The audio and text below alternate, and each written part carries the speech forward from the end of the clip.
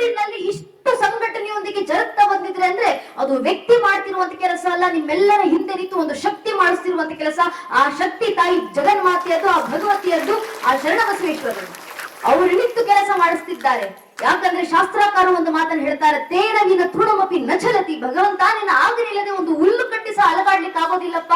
ನಿನ್ನ ಸಾನ್ನಿಧ್ಯದಲ್ಲಿ 84 ಲಕ್ಷ ಜೀವರಾಶಿಗಳನ್ನು ದಾಟಿ ಬಂದು ಒಬ್ಬ ಮಾನವ ಜನ್ಮವನ್ನ ಪಡೆದು ನನ್ನ ಆತ್ಮ ನಿನ್ನ ಕಣ್ಣು ಮುಂದೆ ಬಂದು ಕೂತು ನಿನ್ನ ಆಲೋಚನೆ ಮಾಡ್ಲಿಕ್ಕೆ ನಾನು ಕೂತಿದ್ದೀನಿ.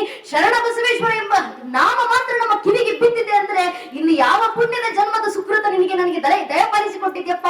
ಆ ಸುಕೃತ ನನಗೆ ಸಾಕು ಅಂತ ಹೇಳುವಂತ 21 ವರ್ಷಗಳ ಕಾಲ ಒಬ್ಬ ಪುರಾಣಿಕರನ್ನ ಕರೆಸಿ ಅವರು ಪುರಾಣ ಪ್ರವಚನ ಮಾಡೋದಷ್ಟೆಲ್ಲದೆ 21 ವರ್ಷ, ನನಗೆ 21 ವರ್ಷ ಆಗಿಲ್ಲ ಇನ್ನು ವಯಸ್ಸು.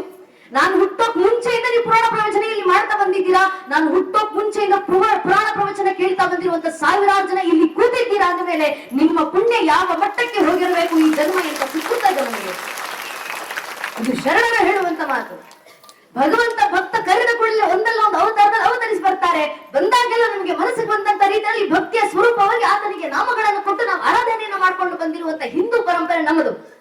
ಭಗವಂತನ ನಾವು ಕರೆದ್ವಿ, ಕಾಪಾಳಿಗಳು ಕರೆದ್ರು, ಕಾಲಭೈರವನಾಗಿ ಬಂದ ಭಗವಂತ. ಕಾಲಕ್ಕೆ ಕಾಲನಾದ ಕಾಲಾತೀತನಾಗಿ ಆರಾಧಿಸಿದ್ವಿ ಅವನನ್ನ.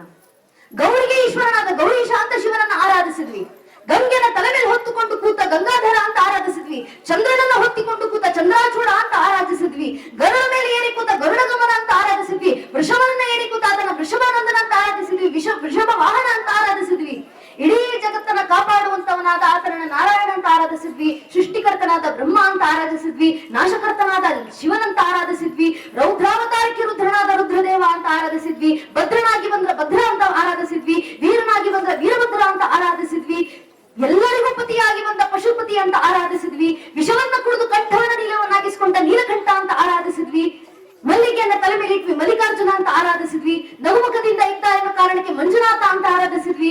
ಎಲ್ಲ ಆದ ಕೂಡಲೇ ಶರಣನಿಗೆ ಶರಣಾಗು, ಶರಣಾಗತಿ ಆಗ್ತಿ ಪಡಿತಿ ಅಂತ ಹೇಳಿದ ಕೂಡಲೇ ಆತನಿಗೆ ಶರಣಾದ್ವಿ. ಶರಣರು ಕರೆದ ಕೂಡಲೇ ಇವತ್ತು ಶರಣ ಬಸವೇಶ್ವರ ದೇವರಾಗಿ ಬಂದು ನಮ್ಮ ಕಣ್ಣು ಮುಂದೆ ನೆಲೆಸಿ ಕೂತಿದ್ದಾರೆ.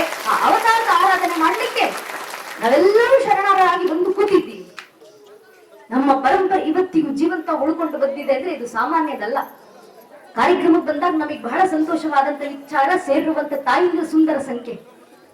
ಎಲ್ಲಿವರೆಗೂ ಊರಿನಲ್ಲಿ ಈ ಮಟ್ಟದ ಸಂಸ್ಕಾರ ಕೊಡ್ಲಿಕ್ಕೆ ತಾಯಿಯರು ಜಾಗೃತರಾಗಿರ್ತಿರೋ ಅಲ್ಲಿವರೆಗೂ ಊರಿನಲ್ಲಿ ಧರ್ಮ ಸಂಸ್ಕಾರ ಜಾಗೃತಿ ನಿರಂತರವಾಗಿರುತ್ತೆ.